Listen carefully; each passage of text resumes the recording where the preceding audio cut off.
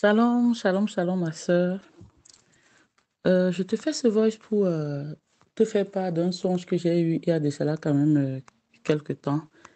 Et dans ce songe-là, je me suis retrouvée dans une salle d'attente. Et dans cette salle d'attente, enfin, j'étais pratiquement la seule noire.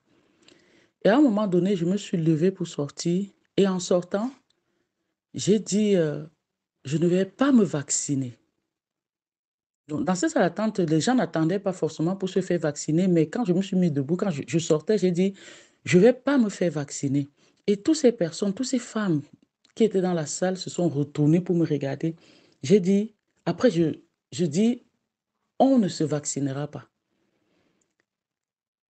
Et ils me regardaient, mais les fâchés, mais de quoi tu parles, quoi? Et j'ai dit, on ne se vaccinera pas. Et quand je disais on parlait, et ils ont tous compris, hein, parce que je n'avais pas besoin de préciser. Je parlais de la communauté chrétienne. Je disais, on ne va pas se vacciner. Et au loin, dans l'esprit, je pouvais voir le président Emmanuel Macron. Il m'a entendu. Et quand il m'a entendu dire ça, il était énervé. Il était en colère quand je prenais position comme ça. Et au nom de la communauté chrétienne, je disais, on ne va pas se vacciner. Et je suis sortie. Et quand je suis sortie, lui, il a reçu ça comme si c'était un affront. Donc, comme si, voilà, je m'opposais à lui au nom de la communauté chrétienne. Et il a envoyé un de ses gardes me suivre. Pendant que je marchais, j'ai su qu'il y avait quelqu'un qui me suivait. Et pendant qu'il me suivait, il avait des choses dans les mains comme des pétards. Et il jetait ça derrière moi. Quand il jetait ça derrière moi, ça éclatait et ça faisait de la fumée. Et cette fumée venait jusqu'à moi. Et pendant que je marchais, et à un moment donné, j'ai dit, bon, cette fumée qui vient jusqu'à moi, c'était pour me parfumer un peu, pour me coller à la peau. Et quand je devais rentrer à la maison, ma famille devait être contaminée. Donc, mon mari, les enfants devaient aussi recevoir cette fumée. Et je devais être, nous, on devait être détectable grâce à cette fumée. Et quand j'ai reçu ça dans mon esprit comme ça, j'ai dit non, il ne faut pas que j'aille auprès des frères et sœurs. Il ne faut pas que je rentre chez moi parce que si je pars auprès des frères et sœurs, eux aussi, cette fumée-là ira sur eux et c'est en fonction de ça qu'ils vont nous détecter. J'ai commencé à faire le tour. Je marchais, je le baladais en fait. Je le baladais pour ne pas prendre la route qui va directement à la maison. Je le baladais et il me suivait. Je n'arrivais pas à le s'aimer. À un moment donné, je dis, mais qu'est-ce que je vais faire? Comment je vais me débarrasser de lui? Et juste le fait que j'ai pensé comment je vais me débarrasser de lui, il est tombé dans une fosse. Et quand il est tombé dans cette fosse, je me suis rapprochée et je l'ai bien frappé et je suis partie. Mais jusque-là, comme il y avait encore des restes de cette odeur de fumée sur moi, je ne pouvais pas rentrer à la maison comme ça parce que je ne voulais pas contaminer les autres.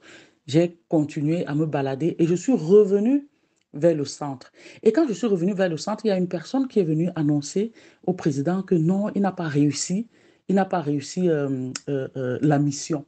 Et il s'est mis en colère. Il dit un bon à rien, comment même cette petite mission, il n'a pas réussi euh, euh, euh, euh, à aller jusqu'au bout.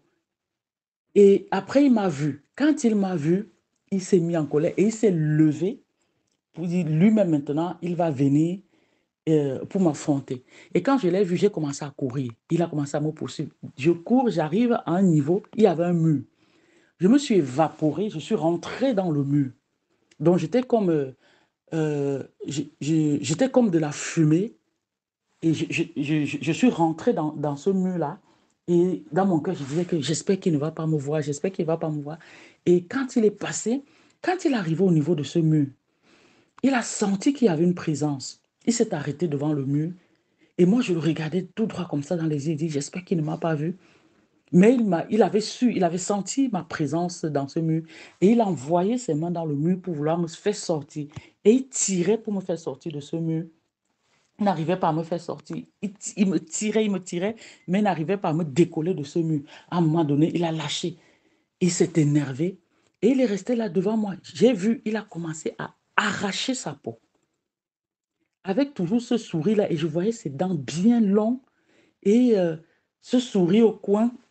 Il a commencé à arracher sa peau et je voyais la peau, peau après peau, peau après peau, peau après peau. Il arrachait sa peau, ça ne finissait pas. Et j'étais en train de dire, mais qu'est-ce qui se passe? Il n'est pas un humain, il n'est pas un humain, il n'est pas un humain. Il arrachait, il continuait toujours à arracher sa peau. Et j'étais étonné de voir ça, de voir comment quelqu'un pouvait s'arracher la peau. Et il arrachait, il y avait toujours une peau en dessous. Il arrachait, il y avait une peau en dessous. Et j'ai crié, il n'est pas humain, il n'est pas humain. Et je suis sortie de ce songe. Donc voilà ce que j'ai reçu. Shalom, shalom.